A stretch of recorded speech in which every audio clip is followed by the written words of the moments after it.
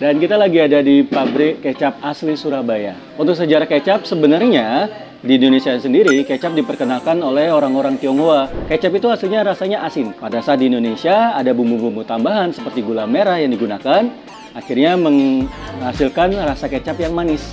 Pabrik kecap tertua di Indonesia didirikan pada tahun 1882 di Tangerang. Mereknya adalah Kecap Cap Istana, dan mereka masih produksi loh sampai sekarang.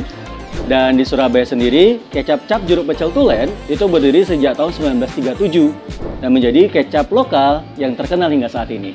Kecap cap jeruk pecel tulen ini memiliki satu keunikan. Mereka menggunakan yang namanya kimcam yang memberikan cita rasa pembeda antara kecap cap jeruk pecel tulen dengan kecap lainnya. Kecap cap jeruk pecel tulen ini masih home industry loh, Rek, dan prosesnya masih dijaga sampai sekarang. Walaupun ada eksistensi kecap-kecap nasional yang sangat besar, kecap cap jeruk pecel tulen masih memiliki tempat di hati masyarakat Surabaya. Oh ya, Rek, kalian udah nyobain kecap lokal apa aja? Tulis di kolom komentar ya.